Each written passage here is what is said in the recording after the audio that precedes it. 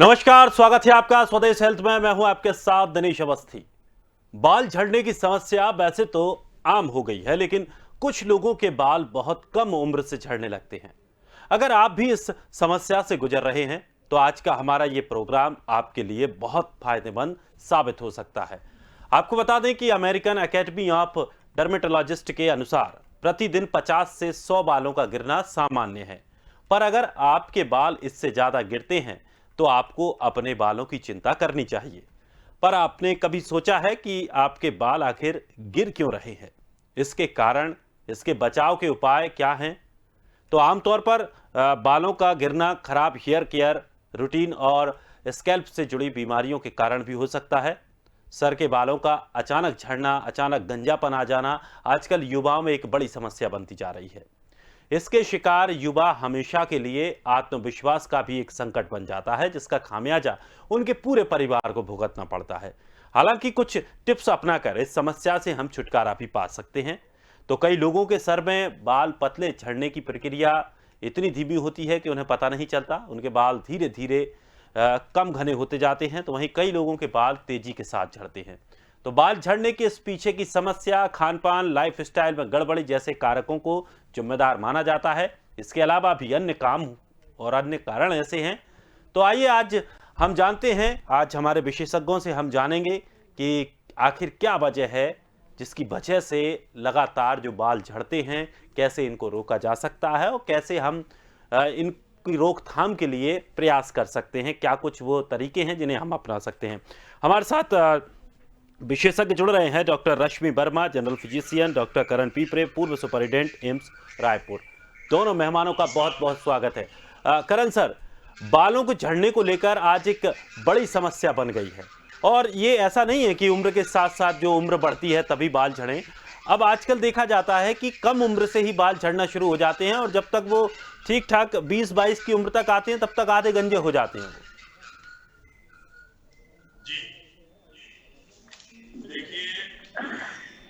बालों का झड़ना, बाल एक बहुत अच्छी कुदरत की देन होती है। यदि अच्छे बाल हैं, आपके स्वस्थ हैं, काले हैं, घने हैं, तो आपका चेहरा, आपकी जो खूबसूरती होती है वो बालों से होती है, वो हीरो बन जाता है। और जिनके बाल कम होते हैं, अस्त व्यस्त रहते हैं, और एक दूसरे बालों की जो दूरी का डिस्टेंस होता है वो ज्यादा होता है, या फिर बाल झड़ते रहते हैं और गंजापन आने लगता है या आ जाता है, तो आपकी खूबसूरती में वो बहुत ही ज्यादा नुकसानदायक भी होता है।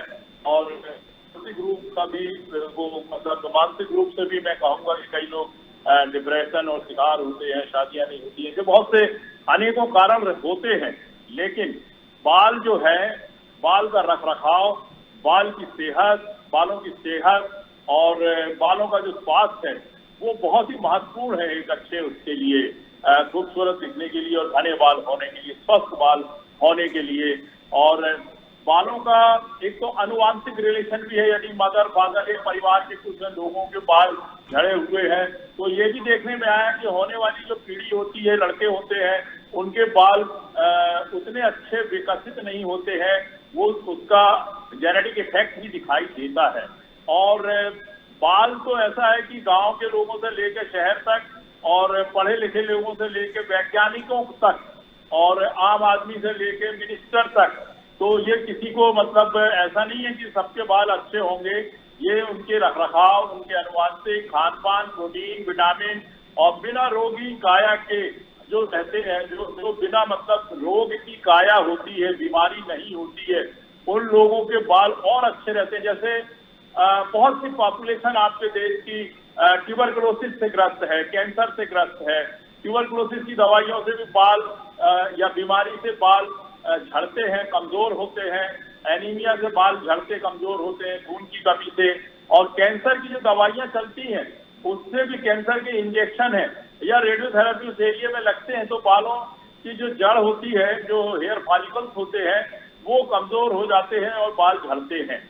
बालों का जो स्थान है सिर में, ये प्रकृति ने जो ह्यूमन बॉडी बनाई है भगवान ने, वो इसमें 5 प्रकार की लेयर्स होती है।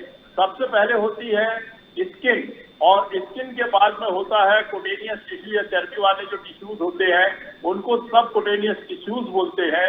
और वो जो ऊतक होते हैं उसके नीचे एपोन्यूरोसिस होते हैं, और लूज जो कनेक्टिव टिश्यूज होते हैं, और छोटी छोटी जो स्किन के अंदर वो जो फैट की सेल्स होती हैं वो वाले, और दूसरे कनेक्टिव टिश्यू होते हैं, फाइब्रस टिश्यूज होते हैं, मस्कुलर टिश्यूज होते हैं। और उसके बाद में आता है बोन। बोन के ऊपर जो सॉलिड बोन होती है उसके ऊपर पेरियास्टियम रहता है जिसके थ्रू ब्लड वेसल्स वगैरह जाती है। तो ये सबकी जो स्किन है इसकी पांचों लेयर को स्वस्थ होना बहुत ही आवश्यक है। इसमें किसी प्रकार का डैंड्रफ ना हो, खुजली की बीमारी ना हो, कोई होती है वो ना हो, और उसके आसपास का स्वास्थ्य भी, चमड़ी का स्वस्थ रहना बहुत ही आवश्यक होता है। डैंड्रफ ये जो स्किन की जो लेयर है उसके अंदर तक जाता है और हेयर फॉलिकल्स को नुकसान करके बालों की ग्रोथ को भी कम करता है, और जो बने बनाए जो बाल है, अच्छे बाल है, स्वस्थ बाल, उन्हें भी उनके लिए भी घातक साबित होता है और बाल गिरने लगते हैं, खुजली होती है, एक्जिमा हो जाता है, डर्मेटाइटिस हो जाती है, और बालों की अनेकों बीमारियां ऐसी हैं जो होने से बाल का झड़ना शुरू हो जाता है। बिल्कुल, मतलब ये भी कह सकते हैं कि अगर हम स्वस्थ नहीं हैं, कई तरह की बीमारियां अगर हमको हैं तो वो बीमारियों से भी बालों पर उसका असर पड़ता है और बाल लोगों के झड़ने लगते हैं। डॉक्टर रश्मि, आमतौर पर देखा जाता है टीवी विज्ञापन जिस पर आज के समय में सभी लोग लगभग निर्भर रहते हैं, उसमें नए नए तेल शैम्पू का इस्तेमाल करना बताया जाता है कि इससे 5 दिनों में 10 दिनों में गारंटी के साथ वो बताते हैं। क्या इस तरह के प्रोडक्ट्स का इस्तेमाल करना चाहिए, और क्या ये प्रोडक्ट, क्या इस तरह से तेल या शैम्पू बालों को रोकने में सहायक होते हैं?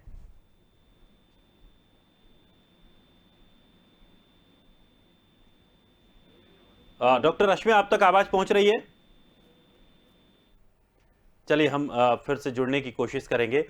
डॉक्टर करण हमारे साथ लगातार बने हुए हैं। डॉक्टर करण, मेरा सवाल यही है कि जो विज्ञापन पे तेल शैम्पू दिखाते हैं, क्या इनका इस्तेमाल करना चाहिए, और क्या अगर जो इस तरह का दावा करते हैं कि 15 दिन इस्तेमाल कीजिए, 20 दिन इस्तेमाल कीजिए, 2 हफ्ते इस्तेमाल कीजिए, आपके बाल नहीं टूटेंगे, नहीं झड़ेंगे, लेकिन उसके बाद कुछ लोगों को ज्यादा शिकायतें हो जाती हैं?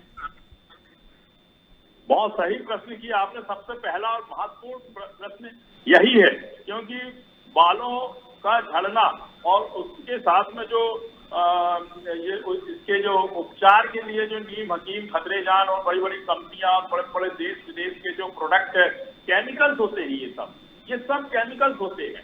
आपका बालों का जो रोग है, चमड़ी का रोग है, उसमें अगर ये दवाओं का इस्तेमाल करेंगे, जो केमिकल्स होते हैं, डॉक्टर इलाज करते हैं, वो बहुत फायदेमंद होती है। बाकी आप सोचेंगे आप अपने नेचुरल बालों को इससे बचा सकते हैं, तो मेरा मानना है बहुत लोग उपयोग करते हैं, किसी के बाल नहीं आते और ना ही किसी के बालों का झड़ना बंद होता।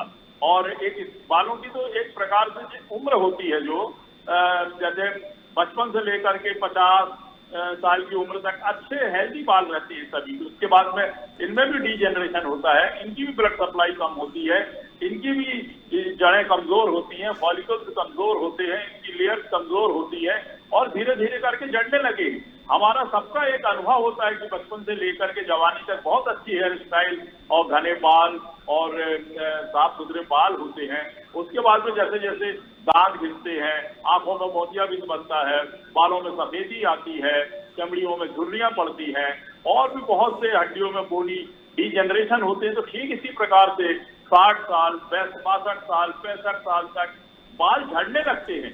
पीछे के बाल ज्यादा अपने आप गिरते हैं लोगों के, चाहे वो जवानी में हो या बुढ़ापे में हो। सबसे पहले यहाँ के बाल होते हैं, फिर दूसरे सामने के बाल झड़ने लगते हैं, और किनारे के बाल थोड़े थोड़े। ये नेचर का गिफ्ट है, ये इसे संभाल कर रखना बहुत जरूरी है। बिल्कुल, और उसी को लेकर के आज हमने ये कार्यक्रम रखा है कि लोगों को जो बालों को लेकर समस्याएं हैं, क्या कुछ उनमें हम इतना बदलाव अपने लाइफस्टाइल में कर सकते हैं, क्या कुछ चीज़ों को हमें अपने जीवन में शामिल करना पड़ेगा जिससे कि हम इस तरह की चीज़ों को, खास करके बालों को हम बचा पाएं। डॉक्टर रश्मि वर्मा हमारे साथ जुड़ गई हैं। डॉक्टर रश्मि, आपको आवाज़ पहुँच रही है मेरी?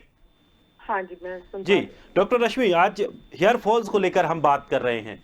बड़ी समस्या है, लोगों को बहुत परेशान है।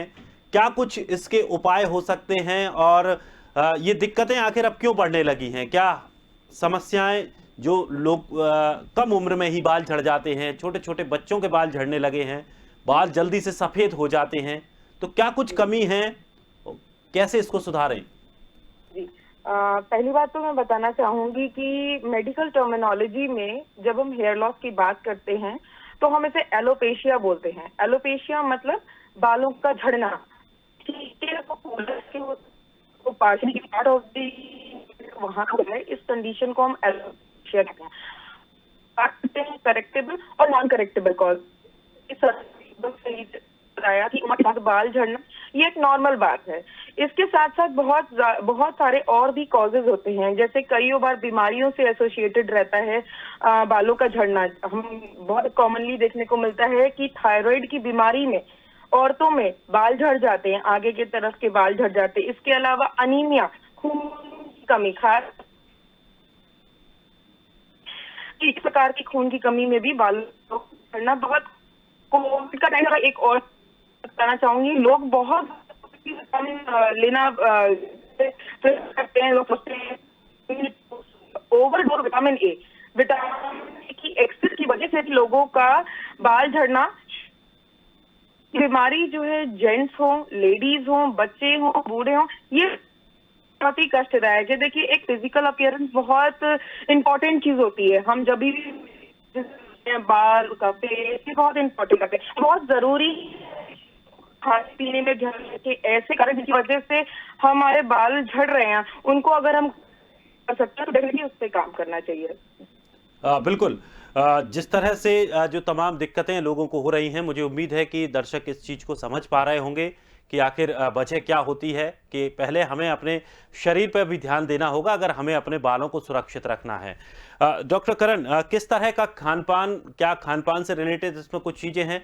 किसी एक व्यक्ति ने पूछा था कि क्या अगर सलाद वगैरह, अगर हम खीरा, ककड़ी, ये इन चीज़ों का अगर इस्तेमाल करते हैं तो क्या इनका असर कुछ बालों पर पड़ता है? असर पड़ता है। खाने पीने का, प्रोटीन का, विटामिन का, मिनरल्स का बहुत ज्यादा असर पड़ता है। अच्छा एक पोषक तत्व यदि रक्त के द्वारा बालों की जड़ों तक जाए, उसके फॉलिकल्स तक जाए, तो वो मजबूत होती है। ठीक इसी प्रकार से जिस प्रकार से पेड़ पौधों को अगर आप अच्छी मिट्टी दें, अच्छी हवा दें, अच्छे तत्व दें, खाद दें, तो उसमें फूल और पत्ती और ग्रोथ एंड डेवलपमेंट होता है। ठीक इसी प्रकार से बालों का भी है।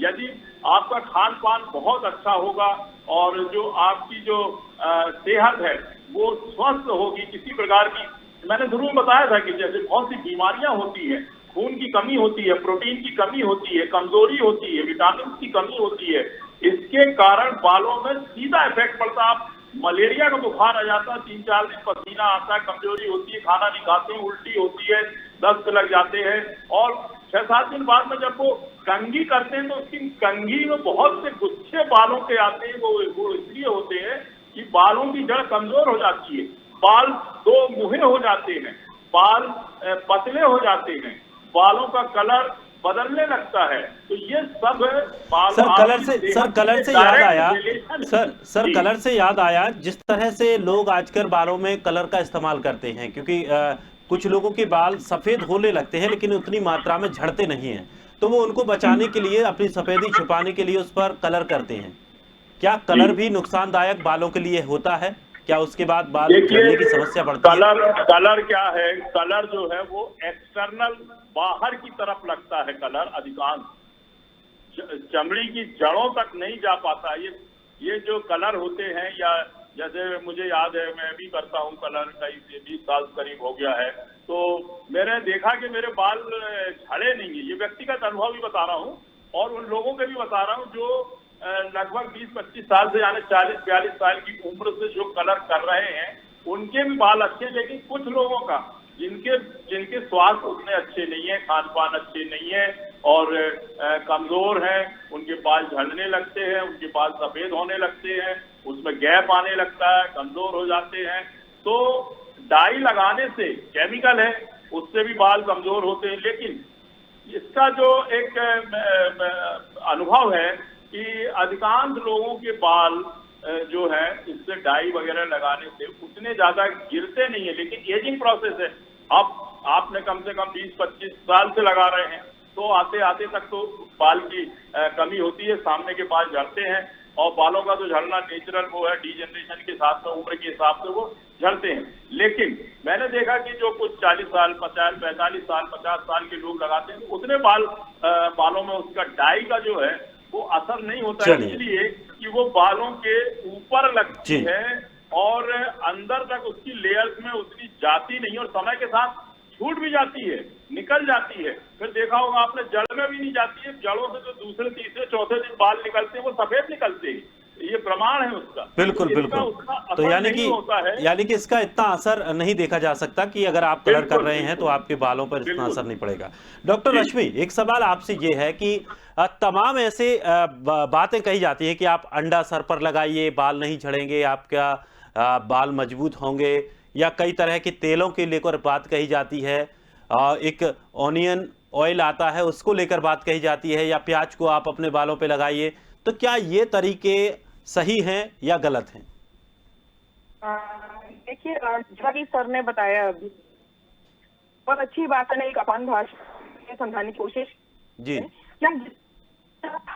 अपने पग डालेंगे वो अच्छे होंगे। डेफिनेटली दो अलग बातें हैं कि खाने से प्रोटीन, आप अंडा लगाएं, उस खाएं, आप खाएंगे तो की मात्रा के शरीर में जा रही है। हमारे हेयर, जो हमारे बाल हैं, वो केराटिन एक का प्रोटीन है ना, तो डेफिनेटली ग्रोथ को अलग लेवल पे दिखाई देगा। बट मेरा मानना यह है कि अगर आप एक्सटर्नली लगा रहे हैं तो वो कोई हार्म नहीं करेगा आपका। एक और चीज आप बताना चाहूंगी, अभी हेयर डाई को लेके बात चल रही थी, कलर को लेके बात चल रही थी कि क्या हेयर कलर करने हेयर लॉस हो सकता है।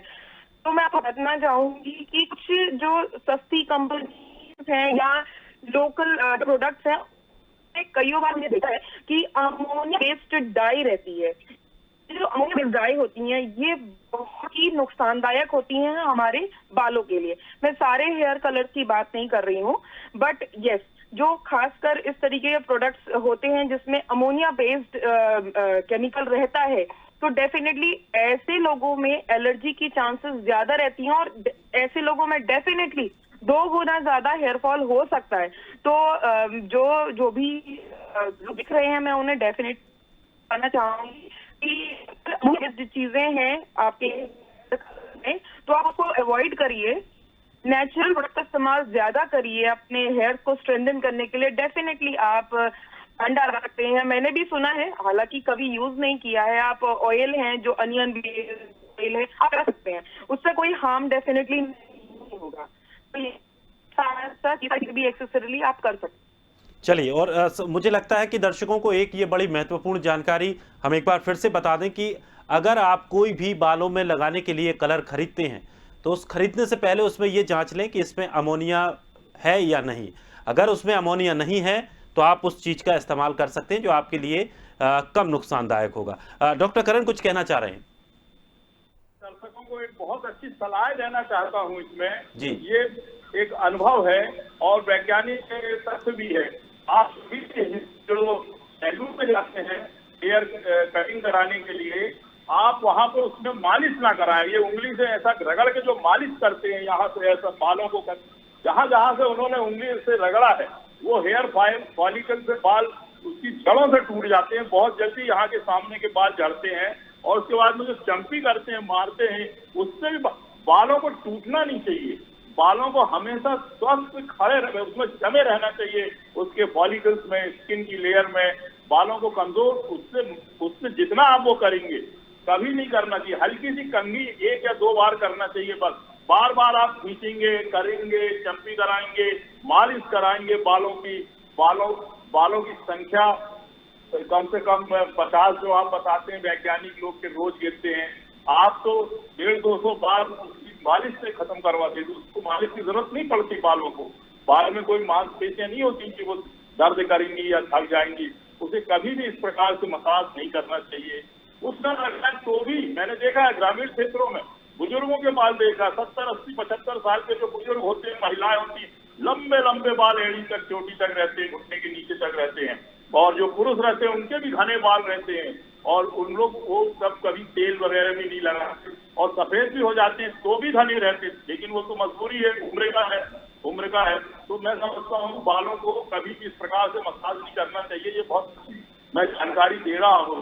और खान पान अच्छा रहा, प्रोटीन विटामिन बहुत बढ़िया लेना चाहिए और कभी भी डायरेक्ट धूप भी न लगने से बालों को, उसकी जड़ कमजोर होती है, बाल बहुत सॉफ्ट ऑर्गन वो टिश्यूज होते हैं, एरिया होता है जो उसका।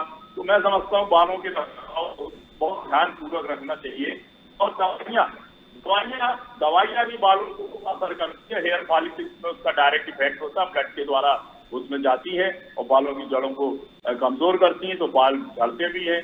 और बालों को कोई अच्छा राई का तेल या पैराशूट नारियल तेल, इस प्रकार के तेल से उसको लुब्रिकेशन देना चाहिए ताकि वो दो मुँहे बाल ना हो। डॉक्टर साहब ने बहुत अच्छी जानकारियां दी हैं, लेकिन मेरे पास भी क्लिनिक में बहुत से पेशेंट आते हैं, 50-60 पेशेंट, उसमें 4 से इस प्रकार के भी आते हैं कि डॉक्टर साहब बाल फटने लगे हैं, बाल कमजोर होने लगे, बाल गिरने लगे, बालों की जड़ें कमजोर होने की, कौन सी चीजें लगाएं।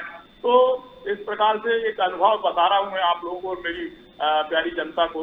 और बहुत अच्छी चर्चा की आपने, बालों की बाल है तो आपका जीवन बहुत ही सुखमय होता है और हंसते खेलते रहते हैं। आपकी जो डिप्रेशन का शिकार भी हो जाते हैं लोग बाल, उसमें चेहरे में और शरीर में बहुत असर पड़ता है उसका सोचने विचारने का, यदि बाल नहीं है तो। बिल्कुल और बाल ही सबसे पहले अगर किसी व्यक्ति को हम देखते हैं तो बाल एक इम्प्रेशन का एक जरिया भी रहता है। बहुत से लोग अपने अपनी हेयर स्टाइल से लोगों को इम्प्रेस कर देते हैं। डॉक्टर रश्मि, कुछ आप और टिप्स देना चाहेंगी हमारे दर्शकों को जिससे कि वो अपने बालों को स्वस्थ बनाए रखें? खाने की बात कर रहे हैं, खाना बहुत हमारी बॉडी के लिए। अगेन हेयर लॉस को रोकने के लिए अगर मैं बॉडी एडवाइस करूं कि किस तरीके का खाना खाना चाहिए, तो मेरा मानना है जैसा कि सर ने बताया, इसका ओमेगा 3 एसिड कंटेनिंग जैसे चलिए सब्जियां। दरअसल आवाज भी सही तरीके से नहीं आ पा रही है, थोड़ा सा कुछ नेटवर्क का प्रॉब्लम लग रहा है। चलिए बहुत बहुत शुक्रिया, आप दोनों ने इतना कीमती वक्त निकाला और हमें इतना समय दिया और दर्शकों को इतनी महत्वपूर्ण जानकारियां दी। तो दोस्तों बाल आपकी बहुत ही कीमती ऐसी चीज़ है जिसे आप सभी चाहते हैं कि इसको संवार कर रखें, बचा कर रखें, सुरक्षित रखें। तो उसके लिए ये है कि ज़्यादा दवाइयों का प्रयोग ना करें। खासकर डॉक्टर ने एक महत्वपूर्ण जो बात बताई थी कि अगर आप हेयर कलर का इस्तेमाल करते हैं तो उसमें अमोनिया ना हो, इसका विशेष ध्यान रखें। साथ ही खान पान अपना बढ़िया रखिए, स्वस्थ रहिए और मजे में रहिए। फिलहाल इस खास कार्यक्रम में इतना ही। ताज़ा तरीन खबरों के लिए आप बने रहिए स्वदेश के साथ। सबसे पहले देश।